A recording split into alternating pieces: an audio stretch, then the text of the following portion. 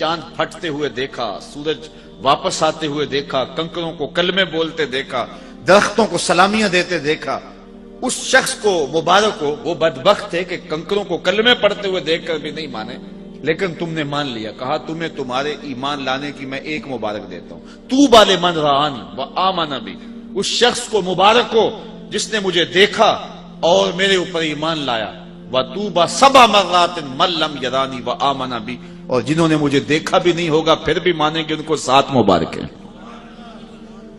الذین یؤمنون بالغیب، جو بن دیکھے سودے کرتے ہیں۔ اچھا، یہاں ایک سوال کھڑا ہو جاتا ہے، اس کا جواب دینا چاہوں گا، اور اس میں بڑی باتیں ہیں کہ جب یہ ایمان ہوتا ہی بالغیب ہے تو پھر حضور علیہ السلام کو جن صحابہ نے مانا ہے تو حضور کو تو دیکھ کے مانا ہے، تو پھر حضور پر ایمان بالغیب تو نہ ہوا، حضور کو تو دیکھ کے ایمان لائے نا۔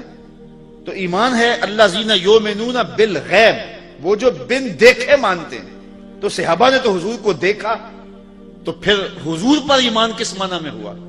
تو یہاں اگر آپ کی توجہ ہو تو 2 جملوں میں یہ بات کہنا چاہتا ہوں کہ انہوں نے حضور کو دیکھا، اس میں کوئی شک نہیں، لیکن حضور کے ہاتھوں کو دیکھنے کا نام ایمان لانا نہیں ہے۔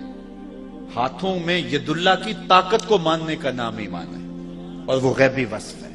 آنکھوں کو ماننے کا نام ایمان نہیں ہے، آنکھوں میں ما ذات کی قوت کو ماننے کا نام ایمان ہے۔ سینے کو ماننے کا نام ایمان نہیں ہے، سینے میں علم نشرہ کے جلووں کو ماننے کا نام ایمان ہے۔ بازوؤں کو ماننے کا نام ایمان نہیں ہے، وہ تو ابو جہل بھی جانتا تھا یہ بازو ہیں، لیکن بازو میں ما رمیت کی طاقت کو ماننے کا نام ایمان ہے۔ اسی طرح کانوں کو ماننے کا نام ایمان نہیں ہے، کانوں کی سماعتوں کو ماننے کا نام ہے۔ انی ارا ما لا ترون واسمع ما لا تسمعون، کہا جو میں دیکھتا ہوں تم نہیں دیکھتے، جو میں سنتا ہوں تم نہیں سنتے ہو۔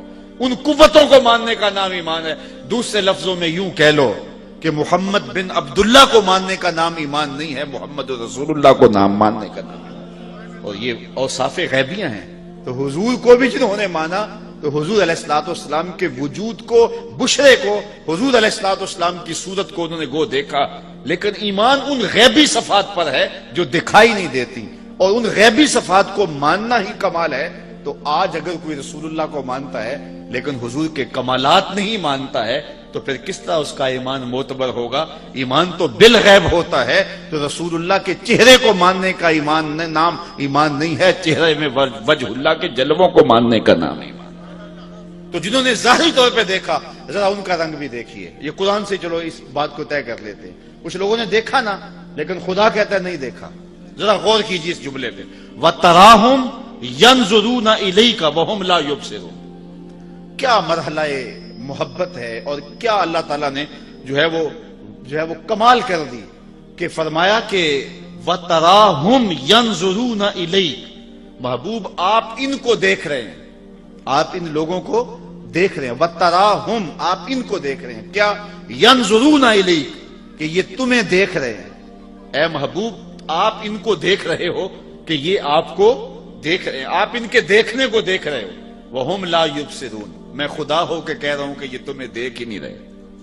ذرا غور تو کیجیے، ایک ہی آیت پہ 3 باتیں کہی۔ وَتَرَاهُمْ يَنْظُرُونَ إِلَيْكَ وَهُمْ لَا يُبْصِرُونَ، محبوب آپ دیکھ رہے ہیں کہ یہ تمہیں دیکھ رہے ہیں، میں کہتا ہوں نہیں دیکھ رہے۔ ذرا اس پہ تھوڑی دیر کے لیے رک جائیے کہ یہ دیکھ رہے ہیں، اور ان کے دیکھنے کو محبوب آپ دیکھ رہے ہیں، لیکن میں کہتا ہوں خدا ہو کے نہیں دیکھ رہے۔ اللہ اکبر۔ وَتَرَاهُمْ يَنْظُرُونَ إِلَيْكَ وَهُمْ لَا يُبْصِرُونَ، محبوب یہ دیکھ رہے ہیں، آنکھیں پھاڑ پھاڑ کے دیکھ رہے ہیں، لیکن میں کہتا ہوں نہیں دیکھ رہے، اس لیے کہ جنہوں نے تجھے اپنے جیسا دیکھا دیکھا ہی نہیں ہے۔ کول ہندیاں بھی کہیں اپنا نہ جانیا، دل والے آکھیا دلدار آ گئے۔ یار تبھی تو قبر میں سوال ہوتا ہے نا ابو جہل کو، من ربو کا، ما دینو کا، ما کنت تقولو فی ھذا الرجل، حضور سامنے ہیں۔ ابو جہل کو سوال ہوتا ہے کہ حضور کے بارے میں، حضور سامنے ہے، ذرا توجہ فرمائیے گا، حضور سامنے ہے۔ ابو جہل کو سوال ہوتا ہے ان کے بارے میں کیا کہتا ہے، یہ کون ہے؟ ابو جہل کو قبر میں سوال ہو رہا ہے، حضور سامنے ہے، پوچھا جاتا ہے یہ کون ہے، تو ابو جہل کیا کہتا ہے ہاتھ لا ادری، ہائے افسوس میں تو نہیں پہچانتا یہ کون ہے، مجھے تو نہیں پتا یہ کون ہے۔ یار اگر پتا نہیں ہے تو پتھر کس کو مارتا تھا؟ پتا نہیں ہے تو کانٹے کس کی راہوں میں بچھاتا تھا؟ پتا نہیں ہے تو دارالندوہ میں بیٹھ کے قتل کی سازش کس کے خلاف تیار کی ہے؟ کس کے اوپر اوجریاں ڈلواتا تھا؟ لیکن وہ کہتا ہے ہاتھ لا ادری، ہائے افسوس میں نہیں جانتا. ساری زندگی آنکھیں پھاڑ پھاڑ کے دیکھتا رہا، آج قبر میں حضور سامنے ہیں، سوال ہوتا ہے بتا یہ کون ہے؟ وہ کہتا ہے ہاتھ لا ادری، ہائے افسوس میں نہیں جانتا. 14 صدیاں گزرنے کے بعد غازی ممتاز قبر میں اترتا ہے. فرشتے پوچھتے ہیں غازی بتا یہ کون ہے؟ تو غازی کہتا ہے پیچھے ہٹو، پہلے پائے ناز کو چوم تو لینے دو. سوال کھڑا ہو گیا، جس نے ساری زندگی دیکھا وہ کہتا ہے ہائے افسوس میں نہیں پہچانتا یہ کون ہے. اور 14 صدیوں کے بعد غازی علم الدین قبر میں اترتا ہے، عامر چیمہ قبر میں اترتا ہے. سوال ہوتا ہے کہ یہ کون ہے؟ تو کہتے ہیں پیچھے ہٹو، پہلے پائے ناز چوم لینے دو. جس نے دیکھا وہ پہچانتا نہیں، جس نے نہیں دیکھا وہ پہچان رہا ہے. تو اس کا سبب کیا؟ تو صاحب و سبب یہ ہے، اقبال کہتا ہے در دل مسلم مقام مصطفیٰ آبروئے ماز نام مصطفیٰ. مومن کے دل میں ڈیرے حضور کے ہوتے ہیں، اور اس کی آنکھوں نے دیکھا تھا، اس کے دل نے نہیں دیکھا تھا. ابو جہل کی آنکھوں نے دیکھا تھا اور رب نے نفی کر دی. وَتَرَاهُمْ يَنْظُرُونَ إِلَيْكَ، محبوب یہ آنکھیں پھاڑ پھاڑ کے دیکھ رہے ہیں اور آپ ان کے دیکھنے کو دیکھ رہے ہو. وَهُمْ لَا يُبْصِرُونَ، میں خدا ہو کے کہہ رہا ہوں یہ نہیں دیکھ رہے، اس لیے کہ انہوں نے دیکھا ہی نہیں. تو حضور کے بازوؤں کو ماننے کا نام ایمان نہیں، بازو میں مارمیت کی طاقت کو ماننے کا نام ایمان ہے. تو وہ غیبی صفات کو ماننے کا نام ایمان ہے.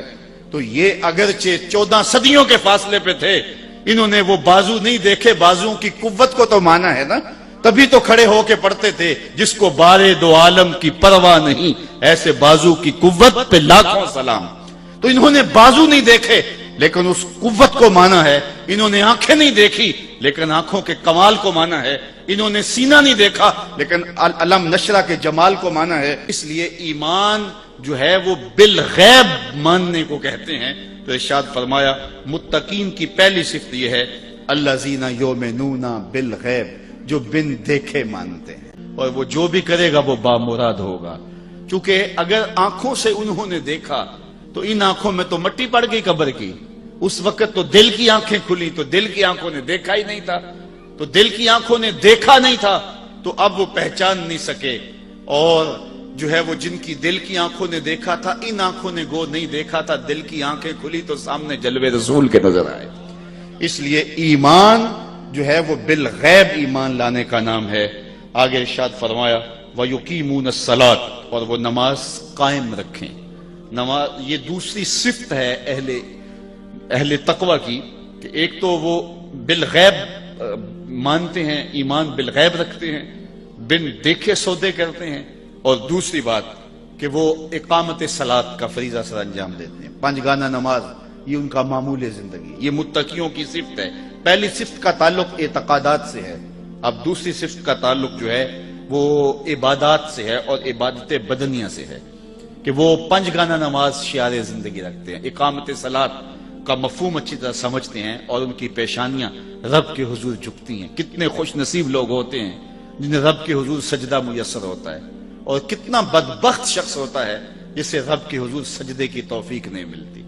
یار صبح کے وقت چڑیاں بھی اپنے گھونسلوں سے نکل کے رب کی تسبیح بول رہی ہوتی ہیں، اور حشرات الارض بھی بلوں سے باہر نکل کے رب کی پاکی کے ترانے پڑھ رہے ہوتے ہیں.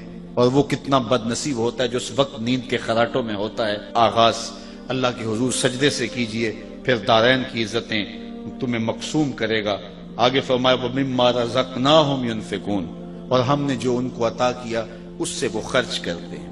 یہ عبادت مالی ہے، یعنی پہلے عبادت بدنیہ کا ذکر تھا صلاۃ سے، اب عبادت مالیہ کا ذکر کیا کہ وہ اپنے مال کو راہ خدا کے اندر خرچ کرتے ہیں. جو بھی ہم نے انہیں دیا اس سے خرچ کرتے ہیں. ویسے علماء تفسیر نے لکھا ہے کہ یہاں سے صرف مال ہی مراد نہیں ہے، بلکہ کسی کو علم دیا تو علم خرچ کرتا ہے راہ خدا میں، کسی کو صلاحیت سے نوازا گیا تو صلاحیت کو خرچ کرتا ہے راہ خدا میں، اس کو جو بخشا گیا، اصل رسوخ دیا گیا ہے، اس کو جو ہے وہ صلاحیت دی گئی ہے، اس کو علم کا نور دیا گیا ہے، اس کو جو بھی دیا گیا ہے اس کو راہ خدا میں خرچ کرتا ہے. لیکن عمومی طور پہ یہاں سے مال مراد لیا گیا ہے کہ اللہ نے اس کو جو دیا ہے اس سے وہ خرچ کرتا ہے، یعنی اللہ کے دیے سے خرچ کرتا ہے. یہ اس کا رنگ ہے، یہ اس کی کرم نوازیاں ہیں کہ وہ خود دے کے کہتا ہے میری راہ میں خرچ کرو.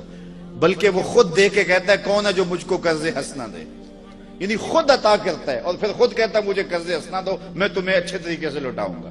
حضور نے حضرت ابو کبشہ الانماری رضی اللہ تعالیٰ عنہ سے ایک روایت ہے، حضور نے 3 باتیں قسم کھا کے کہیں اور 4 باتیں بغیر قسم سے کہیں، اور جو 3 چیزیں حضور نے قسم کر کے کہیں ان میں سے ایک یہ تھی ما نقص مال عبد من صدقہ، کہ بندے کا مال صدقے سے نہیں گھٹتا۔ حضور فرمایا اس پر محمد قسم کرتا ہے، مجھ سے قسم لے لو کہ صدقے سے مال کم نہیں ہوتا۔ تمہارا کیلکولیٹر کہتا ہے کہ 100 سے اتنے دیے تو اتنے کم ہو گئے، لیکن وہ کہتا پھر حضور فرماتے ہیں مجھ سے قسم لے لو کہ صدقے سے مال کم نہیں ہوتا۔ دوسری بات حضور نے یہ ارشاد فرمائی کہ جب کوئی کسی کو معاف کر دے، حضور فرمایا مجھ سے ضمانت لے لو، میں قسم دیتا ہوں اس کی عزت میں فرق نہیں آتا۔ اور تیسری بات حضور نے فرمائی جو بندہ سوال کرنے لگ جاتا ہے تو اس کی محتاجی ختم نہیں ہوتی۔ تو یہ 3 چیزیں حضور نے اللہ کی قسم کر کے کہیں، تو کہا وَمِمَّا رَزَقْنَاهُمْ يُنْفِقُونَ، وہ اللہ کے دیے ہوئے سے خرچ کرتے ہیں۔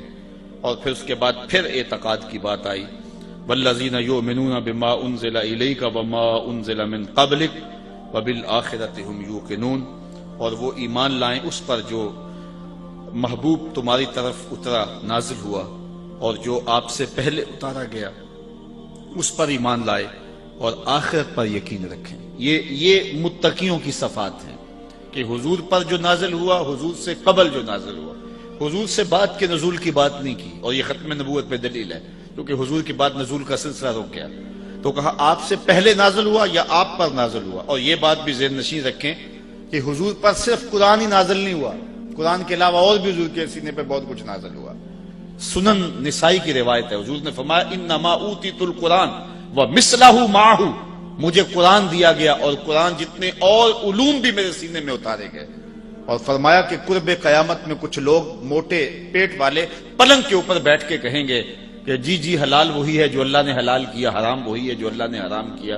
حضور نے ارشاد فرمایا مجھے قرآن اور قرآن جتنے اور علوم عطا کر دیے گئے، جس کو میں حلال قرار دے دوں وہ ایسی ہے جس طرح اللہ نے حلال قرار دے دیا، اور جس کو میں حرام قرار دے دوں وہ ایسا ہی ہے جس طرح اللہ نے حرام قرار دے دیا۔ حضور کو اللہ تعالیٰ نے اختیار فی شریعہ عطا فرمایا ہے، تو اس لیے فرمایا محبوب آپ پر جو بھی نازل ہوا، یہ صرف قرآن کی تخصیص نہیں ہے، اور پھر فرمایا جو آپ سے قبل نازل ہوا، نبیوں پر صحیفے اور کتابیں نازل ہوئیں، وَبِالْآخِرَةِ هُمْ يُوقِنُونَ، اور آخرت پر یقین رکھتے ہیں۔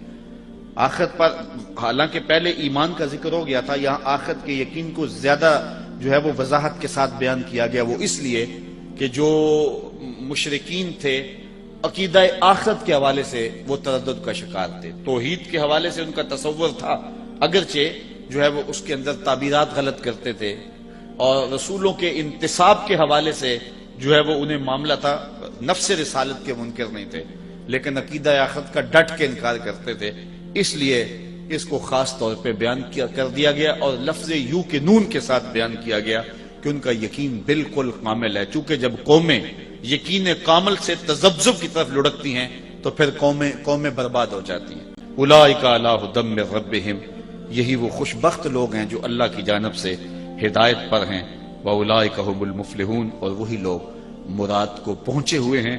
ان آیات کے اندر اللہ تعالیٰ جل شانہ نے متقیوں کی صفت بیان کی، اور متقیوں کے لیے قرآن سراپا ہدایت ہے۔ اس کا یہ مطلب نہیں کہ قرآن باقیوں کے لیے ہدایت نہیں ہے، ایک ہے قرآن مجید کا سراپا ہدایت ہونا اور ایک ہے اس سے یہ ہدایت حاصل کرنا۔